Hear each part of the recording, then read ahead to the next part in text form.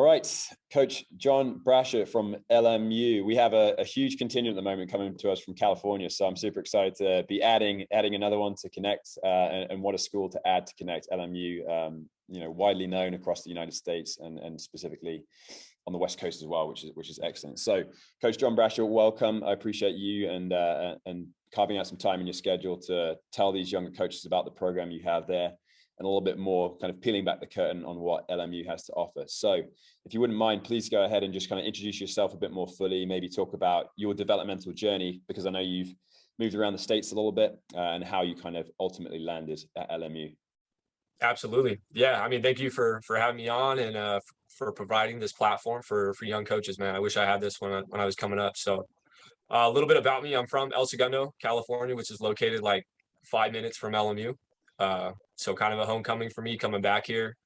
I played football at Whittier, which is a small D3. Immediately after, I was fortunate enough to intern at UCLA, and I was super green coming into that experience. And, being a football player, like I thought I knew what I was doing because I've been strength training for a while, and I quickly realized I did not.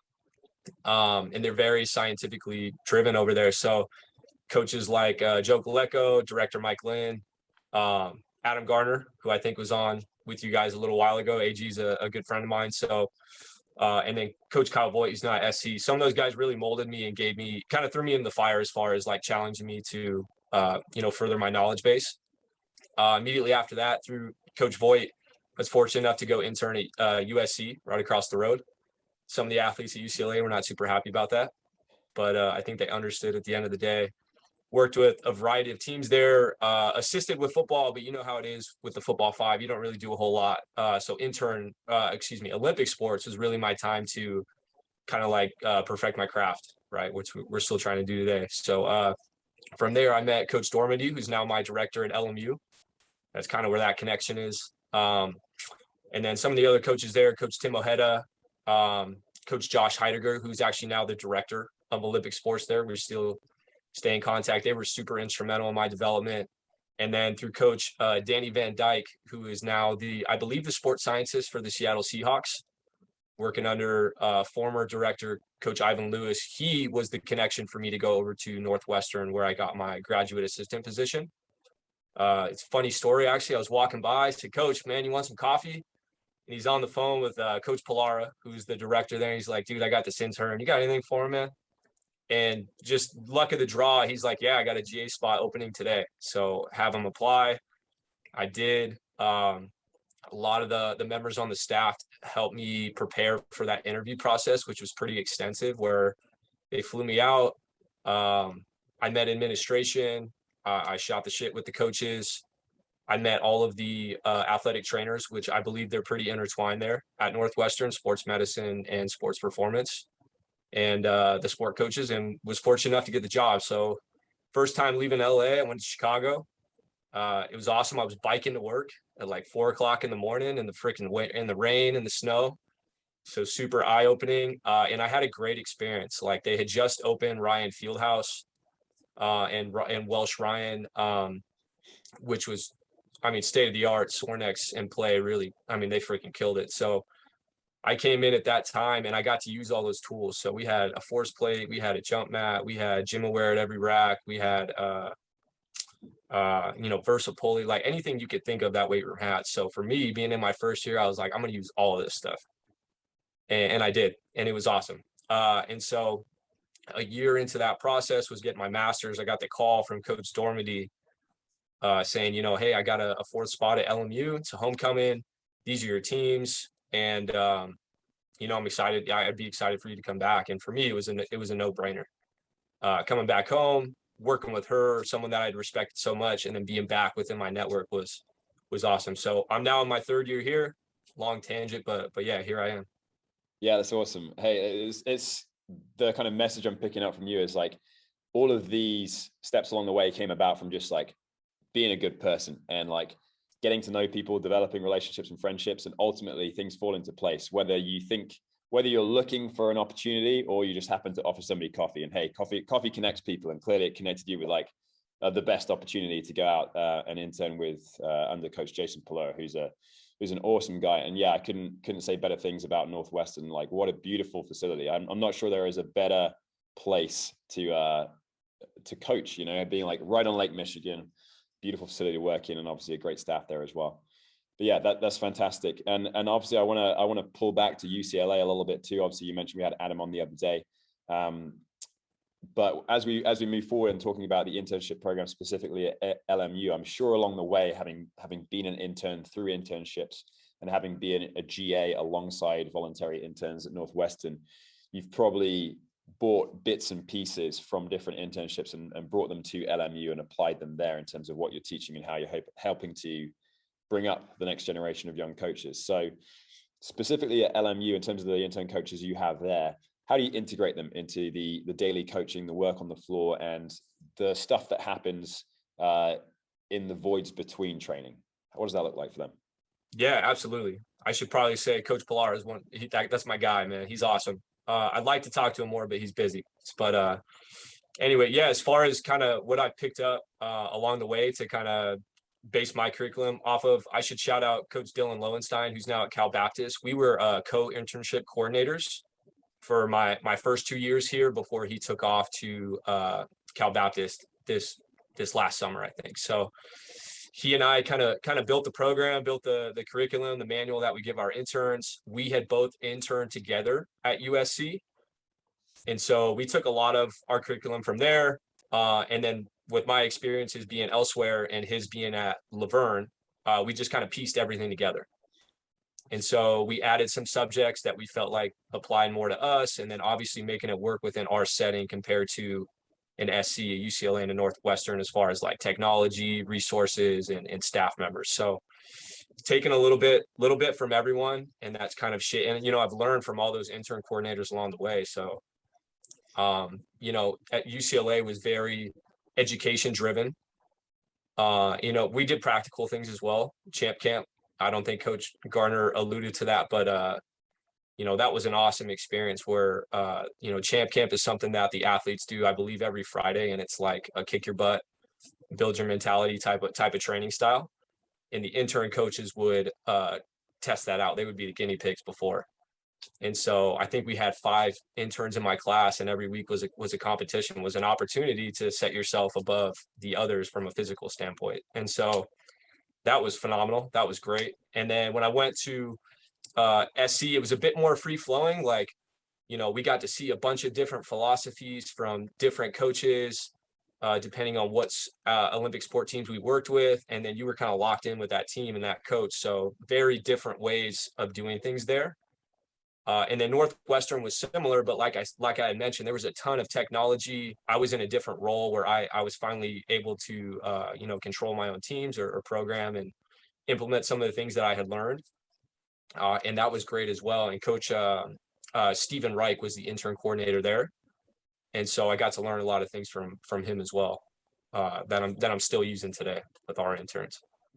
Yeah, it's awesome. It's interesting when you're kind of in the moment as a young coach in an internship, you kind of not necessarily go through the motions, but you take everything at face value and just take it for granted. And it's only 2, 3, 4 years down the line, hopefully when you're still in the game and you've secured an assistant position, you kind of look back to those times, you're like, man, it would be really cool right now to go and intern for somebody, like to learn from somebody else, because it's such a melting pot of ideas. And often, you know, you only really learn from those people who are in your immediate vicinity, whether it's like specifically at LMU for you, at Marquette for me, or in the neighborhood of your university. You kind of learn from those people. But yeah, it's great to have the opportunity to learn from so many different people with so many different backgrounds and stuff as well.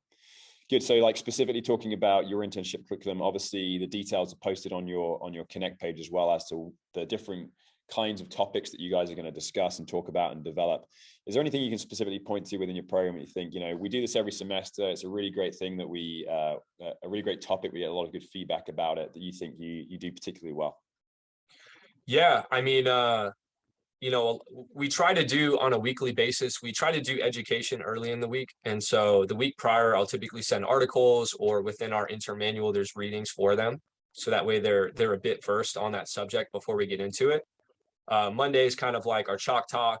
And then Wednesday, we typically try to make something practical out of it. So for example, Olympic lifting, this is something I got from Coach Aheda. You know, we'll probably go over it Monday. And then I'll say, hey, you know, watch these videos, research, read the manual. And then Wednesday, I'm like, okay, you're going to teach myself and other coaches how to snatch or how to clean and how to jerk. And it's like their first, you know, if they're super green coming in, that's their first exposure to being on the floor and coaching people. And, we're doing shit wrong on purpose to see if they pick it up. Right. Sometimes we've just based off of who was on the floor. I've had like sport coaches come in and they've never Olympic lifted in their life. And you've got, this intern super green trying to coach them. So that's very on in our internship curriculum. So that's their first exposure. It's almost like a wake up call of like, holy crap, maybe I'm not ready for this. And then we give them feedback. And then we typically will hit back on that maybe just a few weeks after to see kind of where their growth is from a practical sense. Yeah. And so, I mean, that's one curriculum subject in particular that we like to do because of the immediate feedback that you get.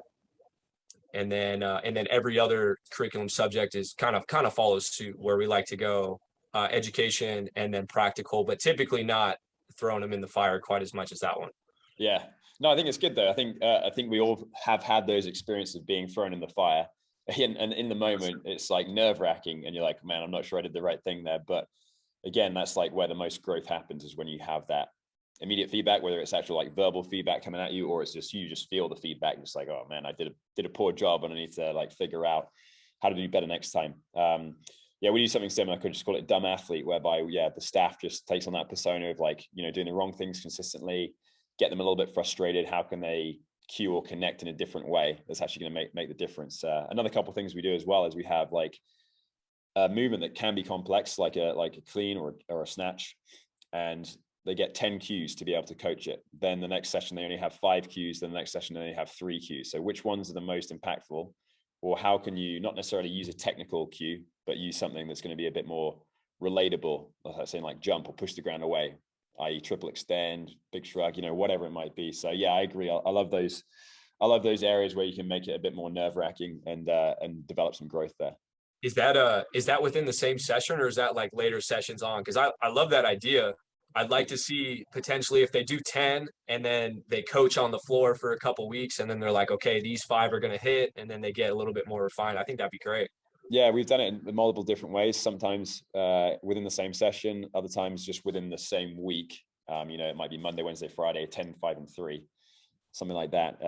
And in the past, we've done some where it's just we kind of put out the context of, let's say you've gone over to China and you're working with the Chinese Olympic Committee. You don't speak Cantonese or Mandarin, and you have to coach these athletes. So now I want you to coach me without saying a word, and just like use either constraints-based coaching or manipulating or whatever, or touching areas or whatever, or demonstrating. So just, again, getting to think outside the box a little bit more. But no, that's excellent. So you've had a number of successful intern coaches obviously move on from LMU, in particular the 3 individuals who are stated on your page. So I wonder if you could touch on 1, 2, maybe even all 3 of them, about what they were like when they were with you and why you think it kind of set them up for success to move on to those different positions. Yeah, I mean, Coach Joseph Murray, who's now at UW, was here before my time. But Coach Jordan Alcantar, who's I believe in his 6th or 7th year here, was like, hey, he was great, super smart guy. He's now at UW with the baseball team, among some other Olympic sports teams. So I can't speak to his experience, but I know he's doing big things in the field right now. Coach Petros, I will not even attempt to pronounce his last name. He's from Greece. Was an awesome coach for us. He was a student when he was an intern coach for us. So he was, part-time, but really he was putting in a ton of hours with us because he was taking not a ton of credits. And he had this kind of laid back presence where he's super relatable for the athletes, obviously, because he was a student, but he held this type of respect with the teams as well, where if he told you to do something that, they were inclined to listen and to try their best to do what he was asking of them. He went on to MSU Denver after, Metropolitan State University Denver. Did a great job. We stayed in contact, again, kind of bouncing ideas off of how our internship was compared to theirs. And then he is now at the University of Mary as a graduate assistant, and he's got a handful of teams, and we try to connect as much as we can, but how busy we can get sometimes. So wish we could connect more, but he's doing great. And then the last person on our page is Coach Kevin Stark, who had interned for us last spring. Again, in a super weird time, which I'm sure every intern went through this past year, and really was an asset for us as a department. Like, a little ball of juice, man. He's awesome. He brings that personality with him, and by the time he was done with his internship, everybody around campus knew him. And so for us, we knew that was, that was awesome. So when Coach Lowenstein left for his new position at CBU, we knew that Coach Stark would probably get that call. So Coach Dormady went ahead and hired him on as a full-time coach starting this fall. So he went from intern last spring to full-time coach this fall, and he's done a great job so far. So he's been great. It's fantastic. I can't say how many coaches we've spoken to already on this Connect platform who have told us about intern coaches who have, kind of like made the big time where they're at. They made the most of the opportunity they have in front of them. And we often say kind of like right time, right place. But the fact of the matter is, if you sucked as an intern, you're not getting hired. You're not getting a look. But if you can fill the role of an assistant coach while you're an intern, as soon as that opportunity comes up, like, you're in, quid's in. So that's really great to hear. And I don't think there's going to be that many intern coaches out there that get a full-time role without having like made a massive impact in the position they're currently in. No, absolutely. Absolutely. And, to be completely honest with you, like, we'd like for this to make it like a farm system where we're pumping out great interns who learn a great deal from us. Potentially they go on to their next stop and learn even more. And then we give them a call when a position opens up, and we bring them back to LMU to, kind of show everything that they've learned within those experiences. Absolutely. No, I love it. I love that setup. I think sets them up for the most success and allows them again to develop a strong network. Just like you talked about, you're obviously in touch with many of the people who you've either been mentored by or you've worked alongside at different institutions, and you're clearly like to reach out to your former interns too. So that's awesome. Well, hey Coach, really appreciate you talking more about the LMU program. Obviously, anyone who's watching this video can find out more of the details about what you guys have to offer below, including the key information, the dates, durations, deadlines, and such. At the bottom of the page is all that is required to submit to Coach John Brasher here in order to be in with a look and to get an interview and get a call, and hopefully get in the mix with the guys at LMU and learn from them and learn under them. So I appreciate your time. Thanks very much. And we'll be in touch very soon. Appreciate it, Coach. Thank you, man.